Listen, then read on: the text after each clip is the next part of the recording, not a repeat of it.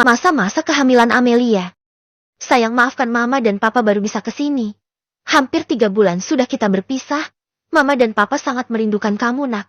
Mama rindu kehadiran kamu berada di rumah kita. Oma-opa bahkan mereka juga terus menanyai keberadaan kamu, Nak. Cecilia dan Daston menaburkan bunga di pinggir pantai itu. Tidak terasa kita sudah kehilangan putri. Kita selama 100 hari ini, Pak. Rasanya baru kemarin aku melihatnya merengek meminta susu. Rasanya baru kemarin Amelia menangis karena popoknya basah. Dan rasanya baru kemarin Amelia merengek meminta dibelikan mainan. Namun sekarang kita sudah tidak lagi mendengar rengekan atau bahkan tangisannya lagi. Bahkan sekarang rumah kita menjadi sangat sepi tanpa kehadirannya lagi. Cecilia menatap deburan ombak yang menyapu bebatuan di bibir pantai. Cecilia dan Daston baru sampai di kota itu dan langsung menuju pantai untuk menabur bunga. Memang ini sangat berat bagi kita, Mah. Namun kita tetap harus bisa ikhlas. Putri kita sudah tenang di sana. Ucap Daston yang ikut menabur bunga di pantai itu. Sayang, Papa datang. Maafkan Papa yang jarang mengunjungi kamu. Semoga kamu bisa memahami Papa, Nak. Meskipun Papa jarang mengunjungi kamu, namun Papa sangat sayang sekali sama kamu. Papa rindu dengan putri Papa yang cantik. Kamu juga pasti rindukan sama Papa. Sekarang Papa sudah di sini. Daston berusaha dengan susah payah untuk menerima kenyataan atas kepergian putrinya selama 3 bulan ini. Namun Daston tetaplah Daston, meskipun di depan sang istri akan terlihat kuat, namun ketika sedang sendiri Daston sangat rapuh kehilangan putri kesayangannya itu.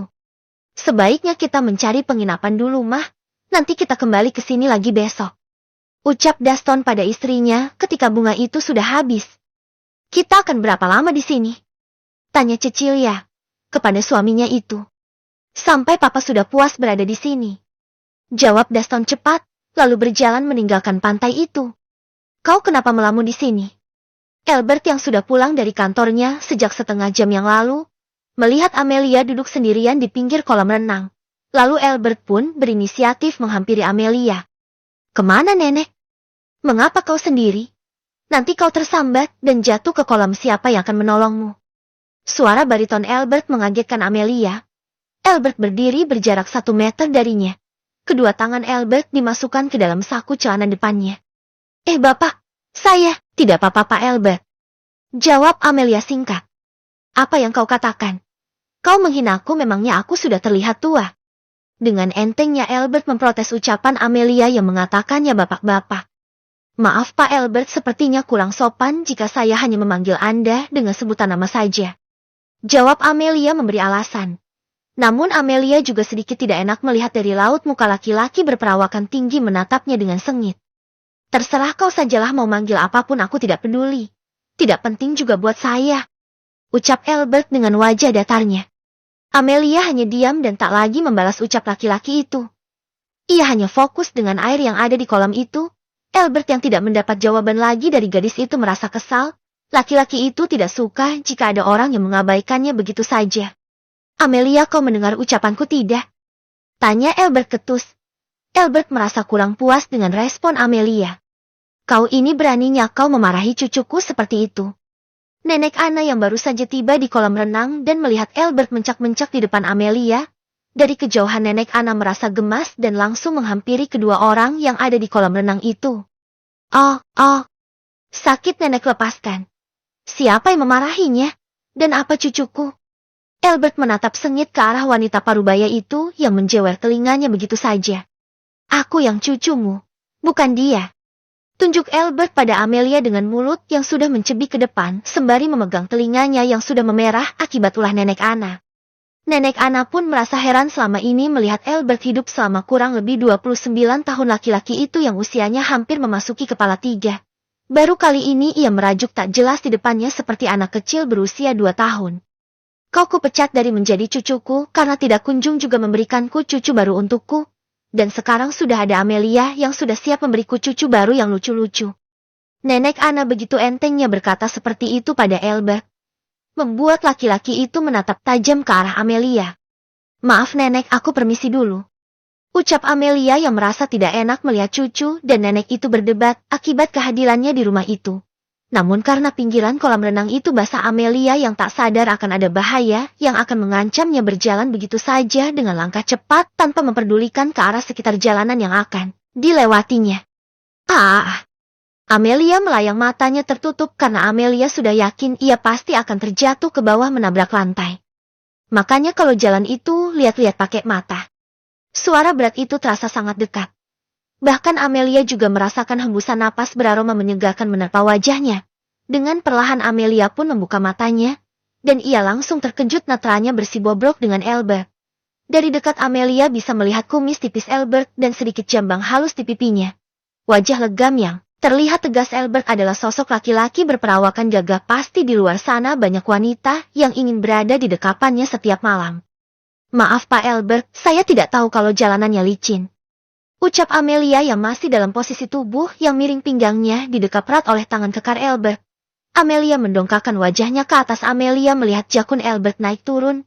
Amelia pun merasa dejavu saat ini. Ia ingin melepaskan diri dari pelukan Albert, namun laki-laki itu malah dia mematung dengan posisinya. Hingga deheman nenek Ana membuyarkan lamunan Albert. Gatal sekali tenggorokanku. Ucap nenek Ana yang kini tatapannya ke sana kemari. Maaf. Albert tersadar dan segera melepaskan Amelia begitu saja.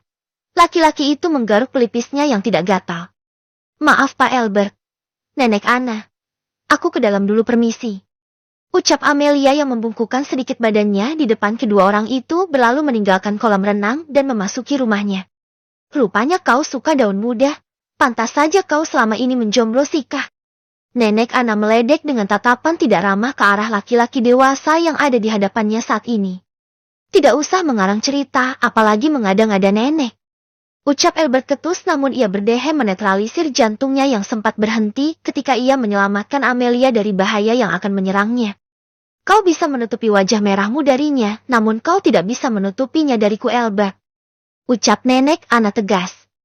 Sudahlah. Nenek semakin tua malah semakin melantur saja. Ucap Albert berlalu meninggalkan wanita parubaya itu sendiri yang masih berdiri di dekat gazebo kolam renang. Kau tidak bisa membohongiku Albert. Gumam pelan nenek Ana yang melihat punggung cucunya yang semakin mengecil memasuki rumah.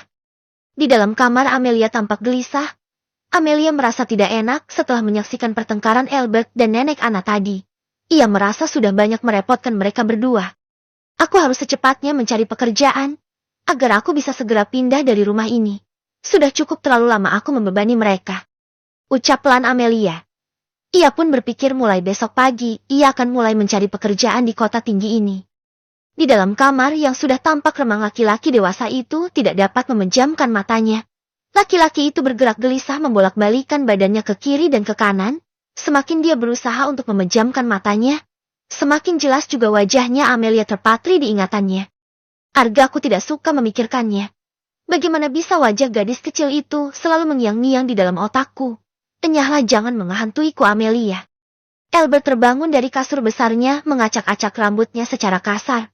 Waktu sudah menunjukkan pukul 2 dini hari, namun Albert masih belum bisa memejamkan matanya juga. Kemudian ia keluar dari kamarnya mengambil minum di lemari es, meneguk air dingin di gelasnya sampai tandas. Glek glek glek. Hoe. Hoe. Albert mengerutkan keningnya ketika ia mendengar suara orang muntah-muntah di malam hari. Albert segera menutup lemari pendingin itu lalu berjalan ke arah sumber suara. Netra pendengaran Albert berhenti di depan pintu kamar Amelia. Amelia, kau tidak apa-apa? Albert mengetuk pintu kamar gadis itu dengan cepat hingga menunggu beberapa saat pintu kamar pun terbuka. Tampak wajah Amelia yang sudah terlihat pucat. Bagaimana tidak semalaman ini Amelia bolak-balik ke kamar mandi memuntah isi di dalam perutnya. Ia juga sering kebangun ketika tidur karena rasa ingin buang air kecil, yang terus-menerus hingga gadis itu kelelahan. Pak Albert, kenapa Pak? Tanya Amelia dengan mata yang sudah sayu. Kau tidak apa-apa? Kudengar kau terus muntah, apa kau perlu bantuan? Tanya Albert sekali lagi dengan raut wajah yang terlihat khawatir. Maaf Pak Albert, saya sudah mengganggu tidur nyenyak Anda dengan suara berisik saya. Bukannya menjawab, Amelia malah merasa bersalah pada lelaki itu yang sudah membangunkan tidurnya. Tidak tahu saja Albert bahkan tidak bisa tidur karena terus memikirkannya. Hoi, maaf Pak Albert, saya. Amelia tidak dapat menahan lagi rasa mual yang terus datang. Dengan cepat Amelia kembali memuntah isi perutnya di atas wastafel. Albert pun merasa kasihan dengan gadis yang sedang hamil muda itu.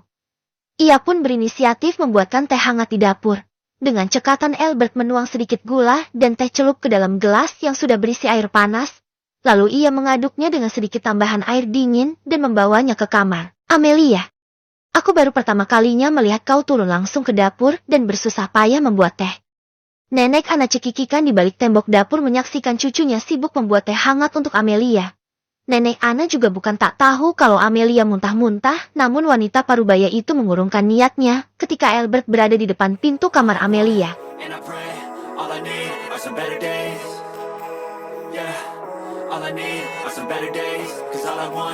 And I pray, I believe in the better days.